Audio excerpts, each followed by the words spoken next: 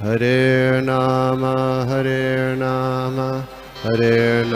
eva kevalam, kalo nasteva nasteva nasteva gatiranyata. Hare Nama eva kevalam, kalo nasteva nasteva nasteva gatiranyata.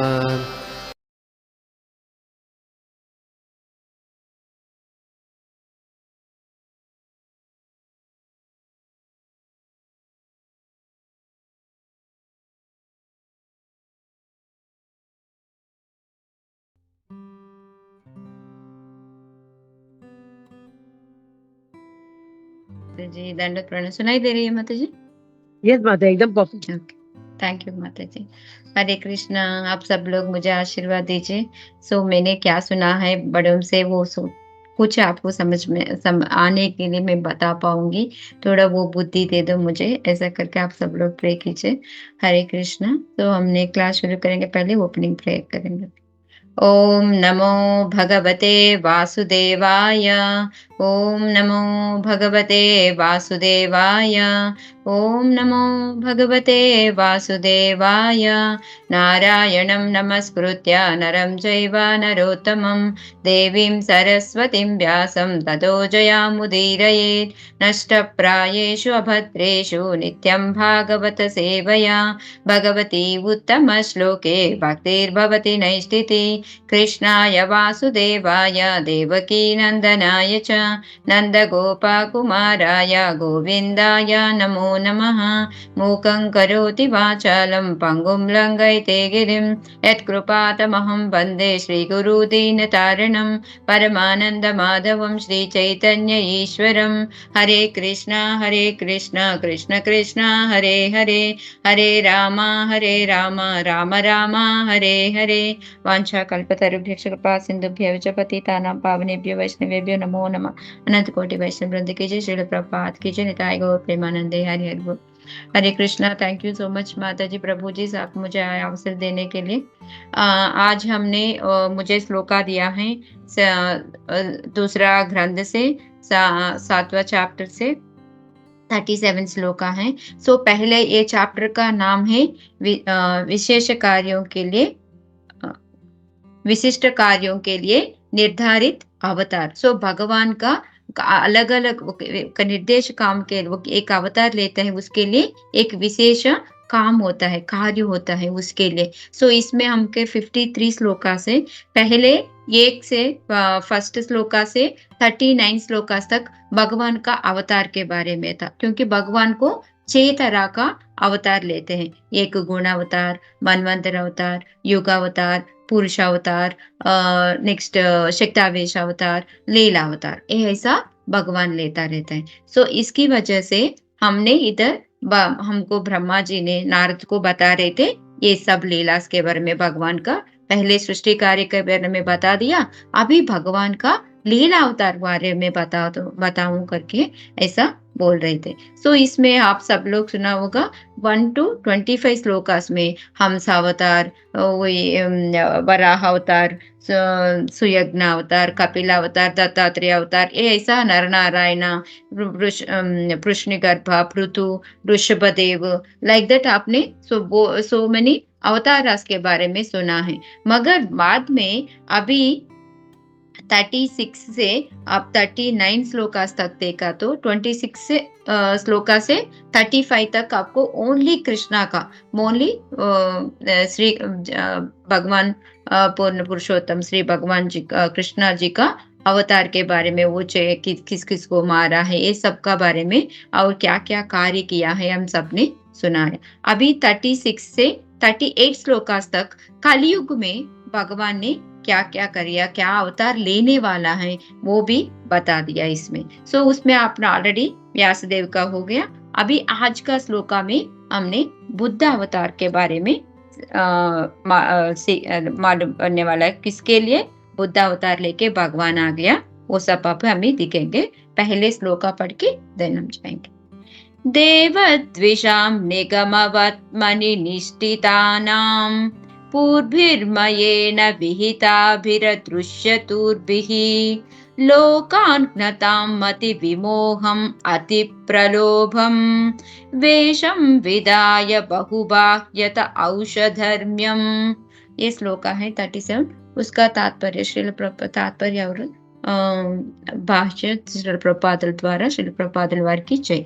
जब नास्तिक लोग वैदिक विज्ञान में अत्यंत दक्ष बनकर महान विज्ञानी मई के द्वारा निर्मित श्रेष्ठ प्रेक्षपास्त्रों में चढ़कर आकाश में अदृश्य उड़ते हुए विभिन्न ग्रहों के निवासियों को संहार करेंगे, तो भगवान बुद्धि रूप में अत्यंत आकर्षक वेश धारण करके उनके मस्तिष्कों को मोह लेंगे और उन्हें उपधर्मों का उपदेश देंगे। सो अभी हमको व्यासदेव का हो गया, अभी आज का बुद्ध भगवान के लिए बोल रही है। सो बुद्ध का अवतार भगवान क्यों लिया, सो इधर बता रहे। ओके, हम सबको बुद्ध याद किया तो हमने क्या याद आता है हमको, अभी 215 ईयर्स का बैक वो भगवान का बुद्ध का हो गया था, वो किसके लिए आ गया, क्या किया, ये सब हमको पता है।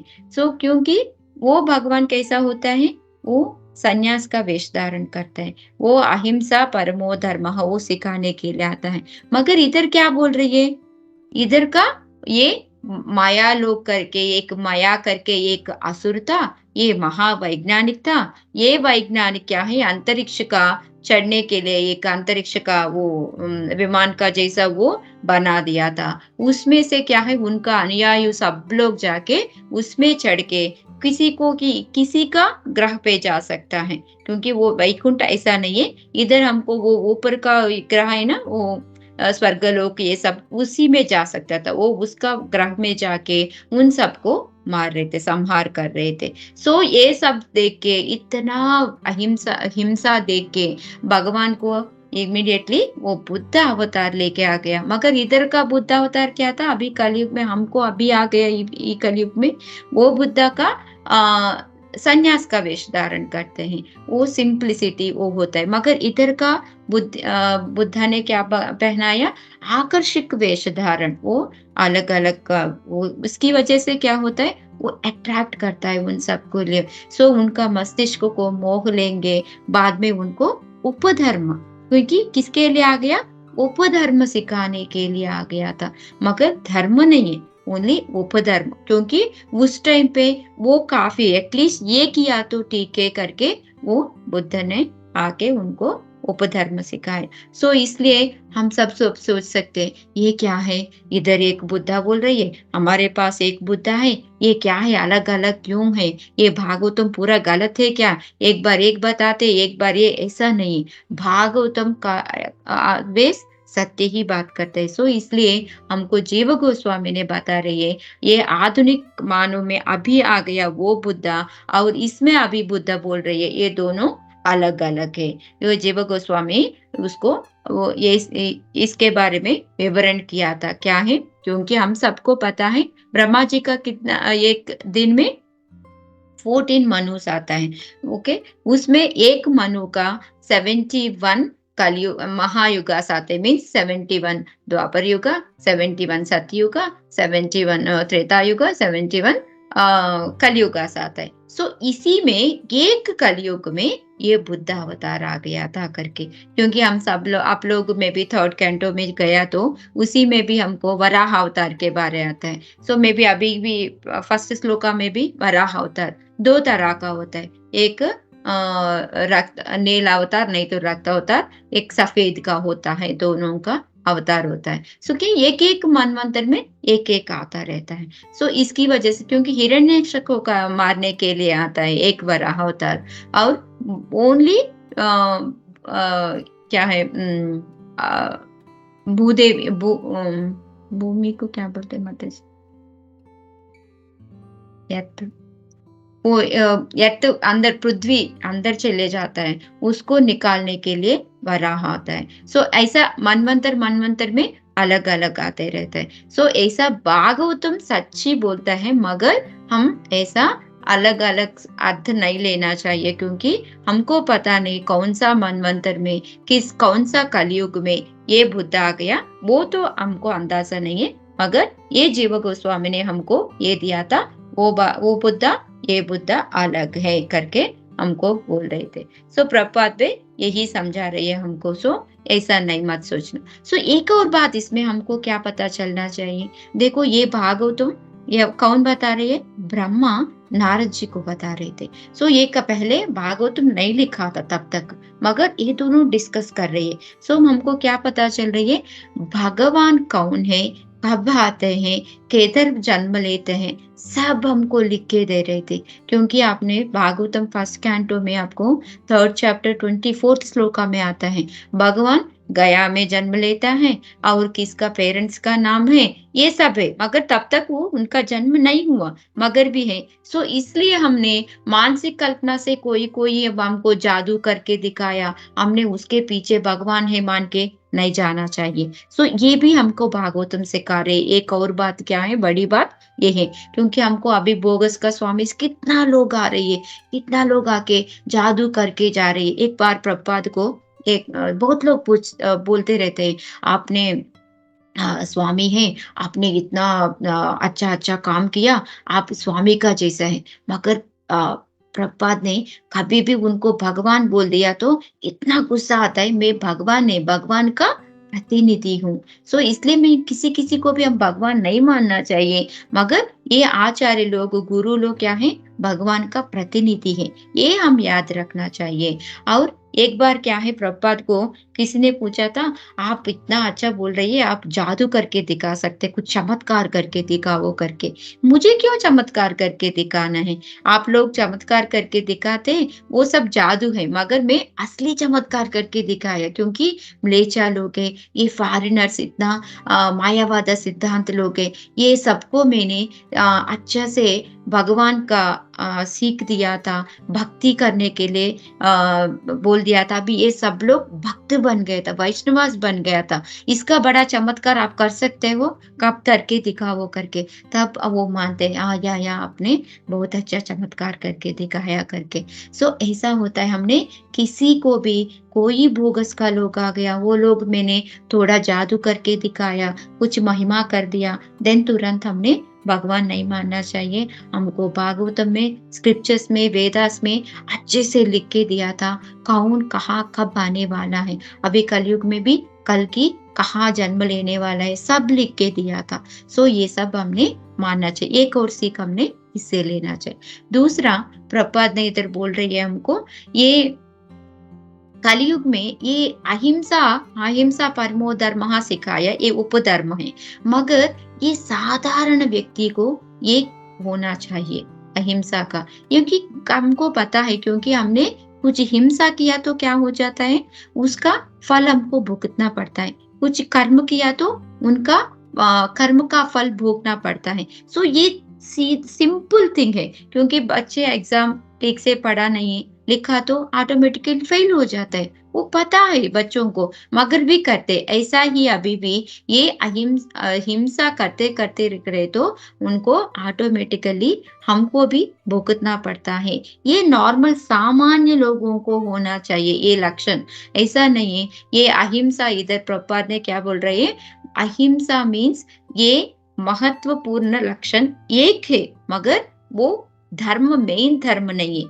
क्योंकि हमको भागवत गीता भागवत में बोल रही है, मेन धर्म उपधर्म को मानना नहीं चाहिए। हमको मेन धर्म क्या है, ऊंचा धर्म, सवै पुंसाम परो धर्मो यथो भक्तिरधोक्षजे अहैतुकी अप्रतिहता ये आत्मा सुप्रसिद्धति।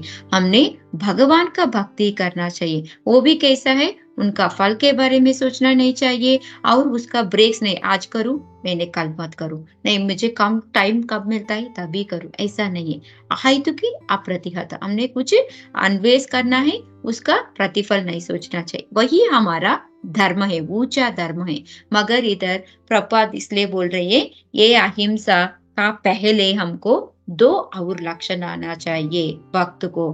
क्योंकि वो 2 क्या है, अमानित्व अदम्भित्व। हमको भगवत गीता में 13th चैप्टर में 8 to 12 श्लोकास हमको 20 लक्षण देते हैं। उसमें इसमें वो सब भक्ति करने वालों को भक्त को ये लक्षण होता है करके। उसमें पहले वाला है हमने नम्रता, एक नम्रता होना चाहिए, दूसरा गर्वराहित्य। ये 2 लक्षण पहले होना चाहिए।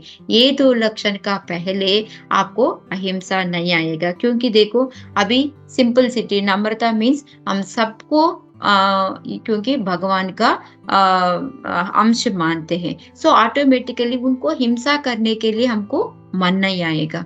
सो दूसरा है हमको गर्वराहित्य, हमको गर्व है मैं बड़ा हूँ, वो मुझे रेस्पेक्ट नहीं दे रहे, गौरव नहीं दे रही है, मुझे प्यार नहीं कर रही है, नहीं तो मैं बड़ा हूँ दिखाने के लिए, उनको नीचा दिखाने के लिए हमने कुछ कुछ शब्द अपशब्द यूज करते हैं, ऐसा करते हैं। मीन्स वो ने हमने हिंसा मीन्स ओनली कुछ उसको कष्ट करने के लिए कुछ किया, वो नहीं है। हमने बात से भी, मन से भी, कर्म से भी, हम ऐसा 3 तरह हमने उनको हिंसा कर सकते हैं। क्योंकि कुछ लोग देखो अभी कुछ भी नहीं करते, बातों से इतना तंग करते हैं हमको, अंदर से हमको इतना दुख आने लगता है। सो ये सब भी हिंसा में ही आता है। सो इसके लिए इधर प्रभुपाद ने बोल रही इसका पहले 2 लक्षण आना चाहिए। वो क्या है? विनम्रता और नेक्स्ट गर्वराहित्य। ये दोनों हो गया तो बाद में तीसरा है अहिंसा। तीसरा होने के बाद भी और भी टॉलरेंस, तितिक्षा मीन्स हमने वो सहनशीलता आना चाहिए। बाद में हमने 5th वन, वो उसके एक ऐसा हमको आते ही रहते हैं। वो लक्षण होने के बाद हमको सिंपल लिविंग, सरलता जीवन करना चाहिए। सो ऐसा करते करते जाने से हमको ये भौतिक वस्तुओं से विरक्ति आने लगेगा। वो विरक्ति आने के बाद भगवान को केंद्र मान के हमने भगवान का पूजा पाठ करते रहते हैं। सो ये सीख हमको इधर भगवान प्रभुपाद ने दे रही। सो हमको पहले ये 2 होना चाहिए। सो हमको ऑलरेडी चैतन्य महाप्रभु भी नहीं बोलते हैं, तरोरहि सहिष्णुना आमानिना मानदेना तृणादपि सुनीचेन तरोरवि सहिष्णुना आमानिना मानदेना कीर्तनीय सदा हरि। कैसा होना चाहिए? हमने नम्र, वो ग्रास का जैसा। ग्रास कैसा होता है? हमने पाँव रख दिया तो ऑटोमेटिकली नीचे चला जाता है, वो क्या आप आ जाओ करके, धन्यवाद में उठ जाते हैं। सो इतना नम्र होना चाहिए हम। दूसरा तितिक्षा, टॉलरेंस कैसा? वो वृक्ष का जैसा, वृक्ष को काटो, कैसा करो, वो फल देता ही रहता है, वो प्रतिफल के बारे में सोचता ही नहीं। सो ये सब हमको आ गया तो ऑटोमेटिकली हम भगवान का भक्त बनते हैं करके मन के ये भी बता दिया था। सो इसलिए हमको ये भागवतों में आई थिंक 5th कैंटो में भरत महाराज का स्टोरी आता है। उधर हमको 18th चैप्टर में 12th श्लोक है, उसका श्लोक है यस्यास भक्तिर् भगवत किंचन सरैर गुणैः तत्र समाहते सुराः। मीन्स ये श्लोक भगवान को ये जम्बू द्वीप का लोग ग्लोरिफिकेशन करते, भगवान के सामने प्रे करते हैं। उसमें बता रहे थे हमने कब भगवान का पूजा करना मतलब अनन्य भक्ति करने का शुरू करते हैं, ऑटोमेटिकली हमको वो सब क्वालिटीज आते हैं। क्योंकि अभी हमने हमारे वो 13 चैप्टर में 20 क्वालिटीज क्या बताया, वो सब अच्छा गुण हमारे पास ऑटोमेटिकली आता है। क्योंकि हमने और 1st कैंटो में 2nd चैप्टर आपको 7th श्लोका में भी है, वासुदेवे भगवती भक्ति योग प्रयोजन जनयत्याशु वैराग्यम। सो हमको ऑटोमेटिकली भक्ति कर दिया तो ऑटोमेटिकली हमको ज्ञान वैराग्य पीछे पीछे आता है। क्यों एक अमोघ लीला प्रभु लेक्चर आई थिंक मैंने एक बार एक ज्ञान वैराग्य के बारे में सुना था। ये बोल रही है आपने बड़ा टीवी खरीद दिया तो ऑटोमेटिकली उसका पीछे पीछे रिमोट आता ही रहता है। वो ये क्या, वो रिमोट है ज्ञान वैराग्य का जैसा है, वो बड़ा टीवी है, हमको भक्ति है। सो भक्ति किया तो एक टीवी खरीदा तो ऑटोमेटिकली उनका रिमोट देता ही रहता है ना, ऐसा नहीं है, उसका पीछे पीछे रिमोट आता ही रहता है। सो ऐसा ही ये भक्ति मीन्स एक माँ की जैसे है, ये ज्ञान वैराग्य ये दोनों हैं बच्चों का जैसे है। सो माँ कहाँ जाता है, बच्चे पीछे पीछे चले जाता रहता है। सो ऐसा ही इसको ये इसलिए हमको ये उपधर्म अच्छा है, ये उपधर्म का बदले हमने ऊंचा धर्म क्या है वो कर दिया तो ऑटोमेटिकली हमको वो ये उपधर्म पीछे पीछे आता ही रहता है करके। सो इसलिए हमने ये क्या सीख लेना है, इधर बुद्ध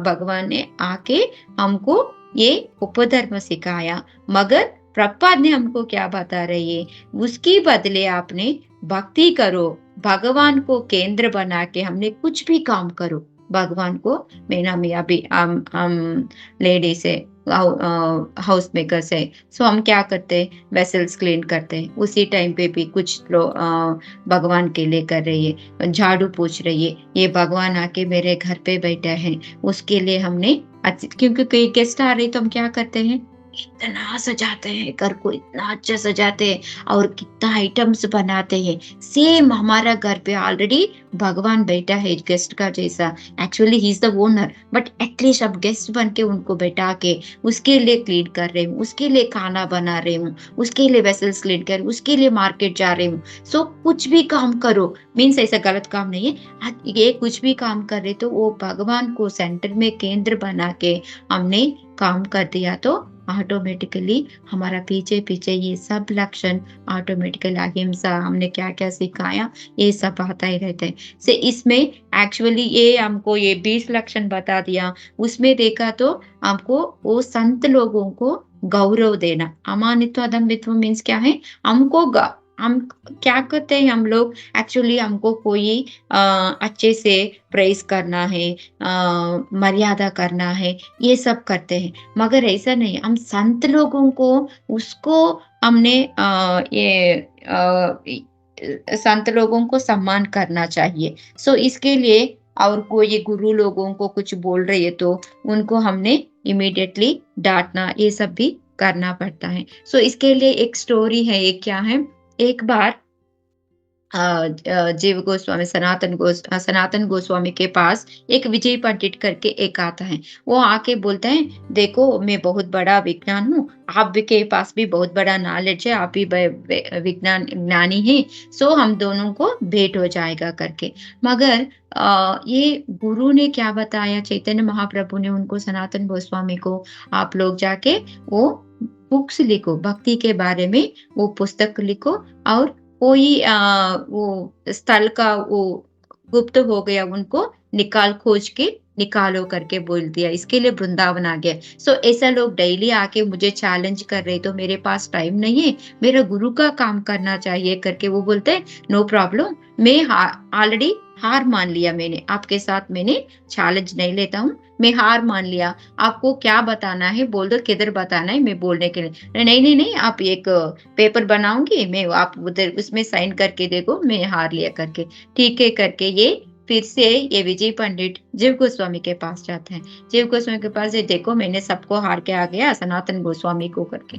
जीव गोस्वामी को इतना गुस्सा आता है, ये मेरा गुरु है, मेरे गुरु के साथ हार लिया करके बोल रही हूँ, नहीं ऐसा नहीं है, मैं के चैलेंज लेता हूँ आपके साथ करके, वो चैलेंज लेके तुरंत एक ही क्वेश्चन से उनको हराते हैं। सो ऐसा हमने उधर वो गुरु को नहीं है, मगर गुरु का सम्मान करना चाहिए, संत लोगों को सम्मान करना चाहिए, एक बड़ा लक्षण है हमारे लिए। सो ये जीव गोस्वामी करके दिखाते। सो ऐसा ही हमने ये शरीर को हमने ये सम्मान देता रहता है, एक्चुअली शरीर को सम्मान नहीं देना है, अंदर का आत्मा है उनको सम्मान देना है, वो भी है। सो इसलिए ये पूरा एक श्लोका में हमने क्या सीख लेना है, बुद्ध जी ने हमको उपधर्म सिखाने के लिए आ गया, मगर हम उपधर्म करने के जरिए, कैसा बोलते हैं ये लोग नास्तिक लोग, मैं धार्मिक हूँ मगर नास्तिक हूँ, ये अच्छा है, धार्मिक है मगर नास्तिक है, वो कुछ फायदा नहीं है, क्योंकि श्रम ये वही केवलम, क्योंकि इसका बदले आप अच्छे से भक्त बन जाओ, ऑटोमेटिकली धार्मिक बन जाते हैं, और ये सब लक्षण पीछे पीछे हमको आ जाता है। सो एक बार प्रभुपाद ने ये श्लोका बताने के टाइम पे पता नहीं कहाँ सुना था, मुझे याद नहीं है, ये उपधर्म का धर्म का ऐसा एग्जाम्पल दे सकते हैं, वो लोग 4 लोग हैं जो चोरी करके वो धन इकट्ठा करते हैं, उनको डिवाइड करते हैं ना उसका एक-एक भाग आपको इतना है करके वो वो करने के टाइम पे वो लोग ईमानदारी से बाँटो, ओके? वो धन कहाँ से आया? वो चोरी करके आ गया, मगर इधर क्या बोल रही है? ईमानदारी से बाँटो करके। सो ऐसा होता है हम मेन धर्म को छोड़ के ओनली उपधर्म मान लिया तो कुछ फ़ायदा नहीं होता है। सो इसलिए मेन धर्म है भगवान का भक्ति करना, उसको केंद्र में रख के हमने भक्ति करना चाहिए। हरे कृष्णा माता जी, इधर मैं एंड करती हूँ।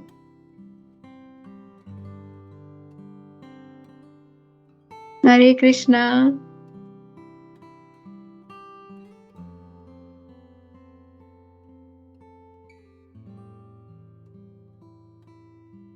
हरे कृष्णा। हरे कृष्णा प्रभु। हरे कृष्णा। मैंने थोड़ा कैसे माता जी बहुत टाइम के बाद आपको सुना, बहुत अच्छा यस। लगा। हरे कृष्णा प्रभु। बहुत अच्छा एग्जाम्पल दिया आपने। पूरा जो था वो जैसे हम लोग को अपने ऊपर के लिए नहीं, लेकिन मतलब शरीर के लिए कुछ नहीं करना है, ये बहुत अच्छे से आपने एक्सप्लेन किया। और जो उनका रूप गोस्वामी जी का जो एग्जांपल दिया, that was also very nice. तो कैसे हम लोगों को भक्ति में टाइम डालना है, लोगों को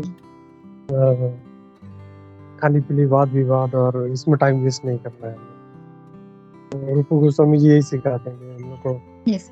अगर किसी को साइन चाहिए दे दो, I am defeated, okay, but don't waste your time. अपना उतना टाइम जो है हम लोग भक्ति में लगाना। यस सो यस उपधर्म का बदले धर्म मान लिया तो ऑटोमेटिकली अच्छा। Yes, that was a very nice धर्म और उपधर्म वाला भी आपने बताया। Fantastic point. थैंक यू माता जी। हरे कृष्णा। हरे कृष्णा।